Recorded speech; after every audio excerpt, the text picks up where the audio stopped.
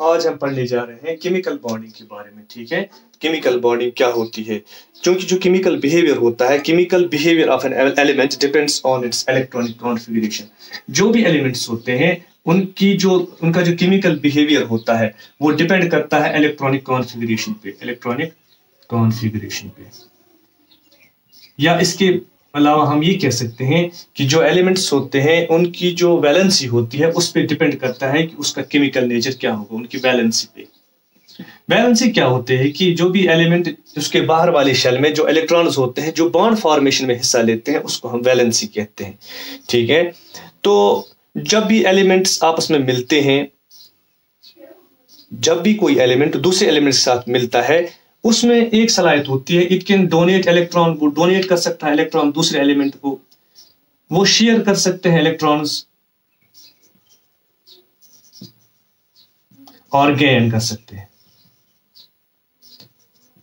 So elements when combine with other elements या when there is bond formation between elements, तो वहां पे कोई एलिमेंट दूसरे को इलेक्ट्रॉन डोनेट कर सकता है या उसके साथ शेयर कर सकता है या उससे गेन कर सकता है। ठीक है, तो यहां पे हम जब मेटल्स की बात करते हैं, जो मेटल्स होते हैं, जब हम उनकी वैलेंसी की बात करते हैं, मेटल्स जो होते हैं दे हैव 1, 2 और 3 electrons in their outermost shell which take part in bond formation, जो बॉन्ड फॉर्मेशन में हिस्सा लेते हैं।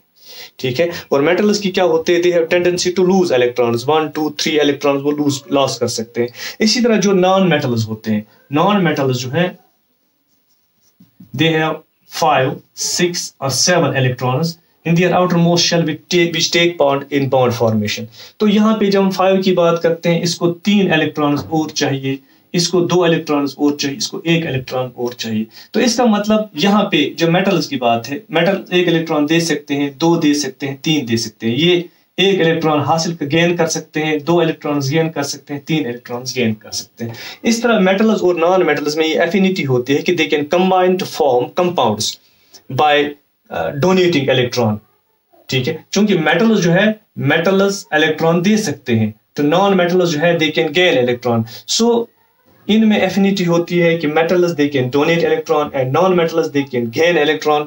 सो there is possibility of formation of bond between metals and non metals.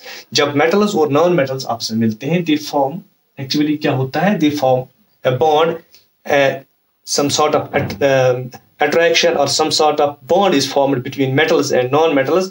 तो इस तरह से ये कंपाउंड्स बनाते हैं जब ये एक दूसरे के साथ मिलते हैं। जैसे हम एग्जांपल ले लेंगे सोडियम की, ये एक मेटल है, इसके बाहर वाले शेल में 1 इलेक्ट्रॉन है। क्लोरीन जो है ये एक नॉन मेटल है, इसके बाहर वाले शेल में 6 इलेक्ट्रॉन्स हैं, 7 इलेक्ट्रॉन्स हैं। इसको 1 इलेक्ट्रॉन चाहिए कि ये इसका ऑक्टेट कंप्लीट हो जाए। इस तरह सोडियम जो है 1 इलेक्ट्रॉन डोनेट करता है। सोडियम इस तरह क्लोरीन के साथ मिलके बॉन्ड बनाता है, तो ये कंपाउंड जो है sodium chloride.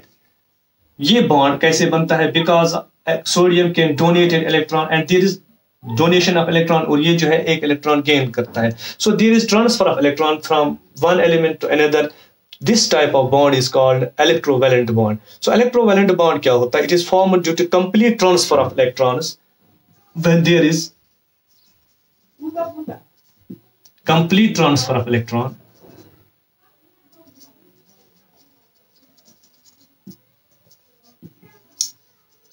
between metals, between 2 elements, between 2 elements।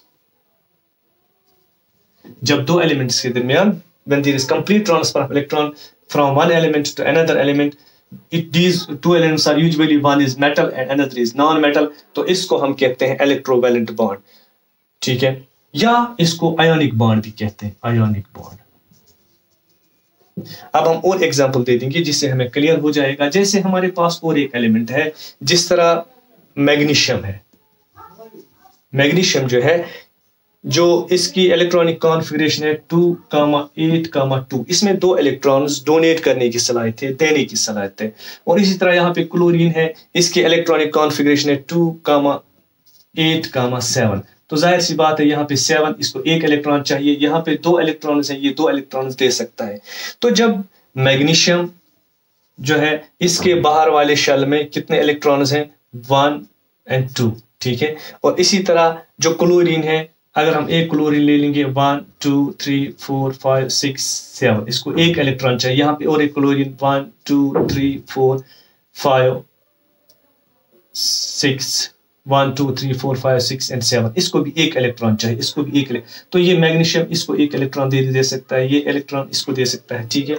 तो इस तरह मैग्नीशियम जो है ये दो क्लोरीन के साथ मिलके इसका ऑक्टेट कंप्लीट हो जाता है, या हम ये कहेंगे कि ये इस तरह इलेक्ट्रॉन डोनेट करता है और क्लोरीन जो है ये स्टेबल हो जाता है। इस तरह ये क्लोरीन भी स्टेबल हो जाता है, यहाँ पे MgCl2 मैग्नीशियम क्लोराइड। तो इनके दरमियान भी बॉन्ड जो बनता है, it is because of transfer of electron from magnesium to chlorine. So this type of bond formed by complete transfer of electron from one element to another element, it is called electrovalent bond। जो electrovalent bond होता है, it is usually established between metals and non-metals। क्योंकि metals जो है वो electropositive होते हैं, metals and non-metals।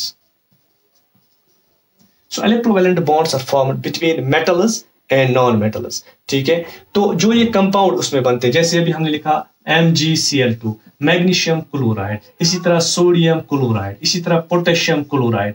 These types of compounds which are formed by transfer of electrons between metals and non-metals। यहाँ पे देखेंगे मैग्नीशियम मेटल है, क्लोरीन नॉन मेटल है, सोडियम मेटल है, क्लोरीन नॉन मेटल है, पोटेशियम मेटल है, क्लोरीन नॉन मेटल है।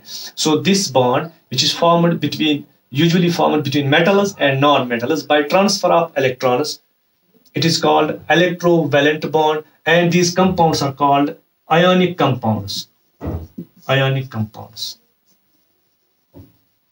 or electrovalent compounds, electrovalent compounds।